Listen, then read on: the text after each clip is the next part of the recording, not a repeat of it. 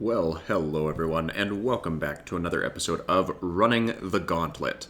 Today, we are progressing through Phase 2 of the Gauntlets found within the Curse of the Vampire DLC expansion, and this one is going to bring us to the level 50 Gauntlet run titled Broken Alliance. And this one can be pretty tricky to work through, but don't worry, that's the whole point of today's video, is to guide you through each of the legs and also outline each of the clear conditions and the rewards received upon getting that clear.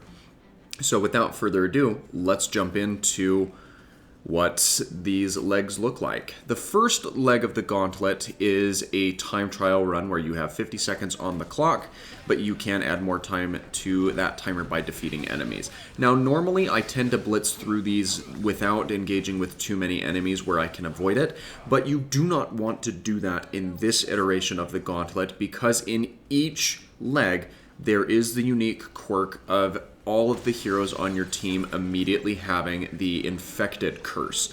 Now, what that means is your player's health will slowly drain every second, and you will be able to regain some of your health as you attack into the enemies that are located within the fight. So you do want to keep a very close eye on the bottom left-hand corner of your screen with the teammates and how well they are holding up in their health, and be sure to switch over to teammates that are struggling to make sure that you keep their health up. As a matter of fact, you just saw me switch over to Miles as he was the one that's currently sitting the lowest. He's not at a dire health strength, but it is something that you do need to keep in mind as you progress through this. Now, there's one specific way that you can rid yourself and your team of this infection, and it's actually by finding a cursed opponent. And if you notice here in the top right-hand corner of the screen, I see that there's a couple of opponents over here, and there actually is a cursed entity hanging out in the back corner. So as soon as we take him out, you'll see there's that white smoke ring that emanates out, and my team is now cured of that infection. So we will no longer have our health draining as we progress through the remainder of this level. At this stage, you really don't need to worry a whole lot about time as much as you did before.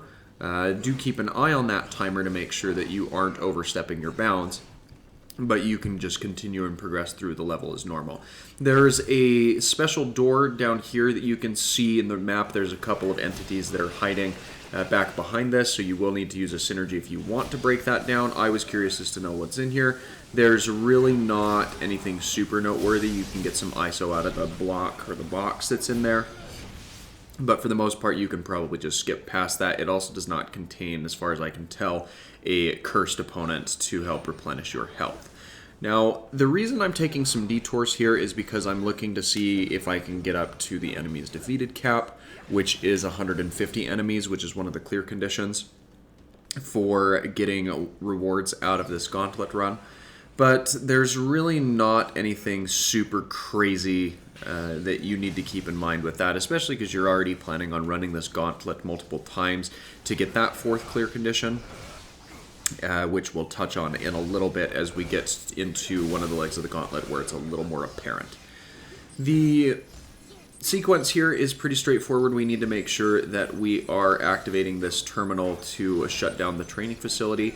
There is this brute Kree enemy that's being a little bit annoying with his charge attacks, so I am abandoning my current plan to activate that terminal until we can take him down. I was hoping that my team would finish him off there, but that was unfortunately not the case.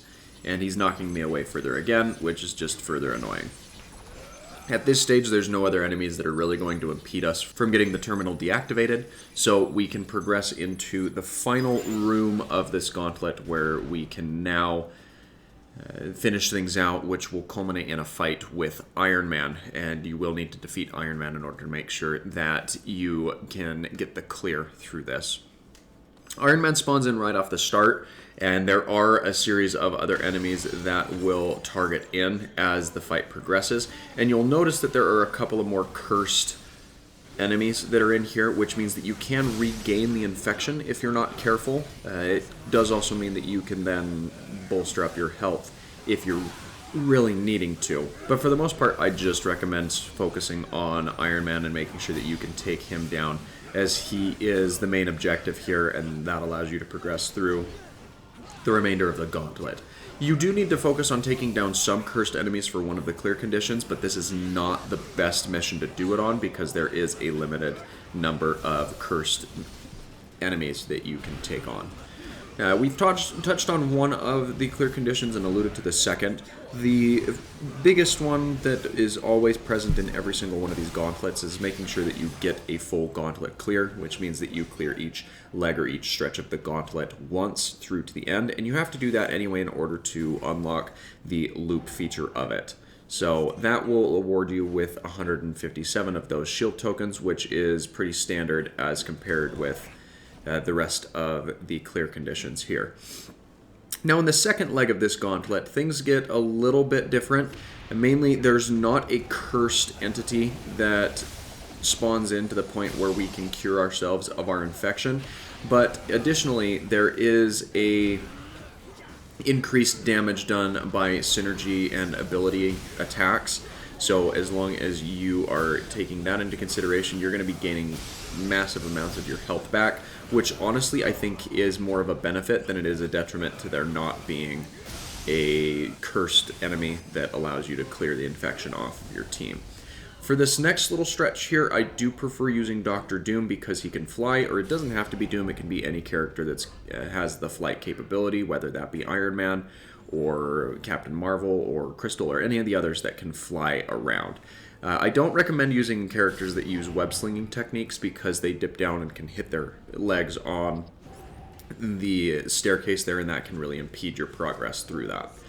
To finish out this second leg of the gauntlet, you will need to take down Doctor Strange, which this can be a fairly difficult fight in the regular story quest, but because we have souped up ability and synergy attacks, this fight tends to go really quick, with the second leg here being a little more difficult, and the only other notable difference to this fight is Doctor Strange does have this attribute that slows your movement speed. You can get around that by jumping or by using your roll feature, as neither of those are slowed down with the movement that is used as you progress through this. But as soon as you have a chance to take him down, you will be rid of that effect until he recovers, or if you give him a chance to recover, which is highly unlikely because if you are prioritizing your synergy and ability attacks, you're going to rip through that fight with Doctor Strange pretty quick. Leg number 3 of the gauntlet here involves a fight where we need to take down 50 enemies within a 3-minute time span. This one does have a couple of cursed entities that pop in, and this is the main area of focus that you're going to want in order to make sure that you can get the third clear criteria that we're going to touch on here of defeating 40 cursed enemies. This is a very nice source of those enemies coming in, though it is a little bit hectic with the mini-boss characters that pop in. We have Miles Morales that pops in, alongside Kamala Khan and Spider-Gwen, which is pretty familiar if you know anything about the main story quest, because that's exactly when you are first encountering these 3 enemies all together. But after you get them taken down, you can get Cyclops to spawn in if you are unable to clear the remainder of the opponents within a reasonable time frame. But again, taking out these cursed entities will cure your team of that infection, so you may want to look to do that strategically wherever possible, and then using the extreme attacks here will allow us to regain some of our health based off of our mastery setup. So if you do have that on hand, you don't need to focus as much as you otherwise may need to when it comes to taking out the enemies found within this leg of the gauntlet. Now, the last clear criteria we haven't really touched on as this fight is finishing up is we haven't touched on the damage checkpoint, which is dealing 10 million or more damage with abilities. That is made a lot easier with the fact that the second mission in this gauntlet allows increased attack damage from abilities and synergies, and it is important to note that you do accrue ability attack damage when you use synergies even though you do not accrue, it does not work the other way around. Synergies are very specific when they ask for that type of damage in particular. I apologize for the close-up camera angle here. This is not the most conducive room to conducting a fight in, but this last area is pretty straightforward. There is a series of cursed enemies that will pop up here as well, which, as we touched on before, is a pretty good source for getting those 40 cursed enemies defeated. I found that within 3 runs of the Gauntlet, if not a little bit before that, you can get through the 40 enemy cap, and the other items you should have well hit by that point anyway. After defeating Wolverine, we have Captain America who pops in, and he's pretty standard in terms of taking on the opponent. And again, the camera's doing wonky things here, which is just annoying all around. And then more cursed enemies tend to pop in every now and again, and they will re-inflict the affection onto the members of your team. But as you're already familiar, by taking out the cursed enemies present, you can regain your cured status as well. The third character that pops in, and the last one that we need to defeat in order to clear out this final leg of the Gauntlet, is an encounter against Colossus, and he can be particularly annoying because he has a lot of attacks that cause high amounts of knockback and stagger out of even your abilities, whether that's his dash attack, his dive bomb, or his little ground pummel that you're seeing him do there in the background. So what I'm focusing on at this point is using Dr. Doom from a distance wherever I can or wherever possible, as that will allow me to hone in my damage cap onto Colossus. I didn't do so well with the placement of the energy bolt here, but we're just about through Colossus and his health. They're about to the 50% mark of this fight, so we'll probably go ahead and unleash a couple of our extreme attacks, as well as prioritize Wolverine, who's a little bit of a higher level and has more up close and personal damage that we can deal to Colossus. Again, the camera angle in this fight is a little bit weird, so you can lose track of the enemies that you're fighting if you have the camera angle positioned rather poorly, I guess you could say. But here you see that we can gang up on Colossus over here in the corner, and with a couple more of our ability and synergy attacks, we've got him taken down. And that's everything that you really need to know or keep in mind when it comes to clearing out the Broken Alliance Gauntlet. So if you enjoyed this video, please feel free to give it a like. Don't forget to subscribe for more daily content, and we will see you with a Minecraft video tomorrow and the next episode of Running the Gauntlet on Monday. Thanks again for watching, and I hope that you have an absolutely fantastic rest of your day.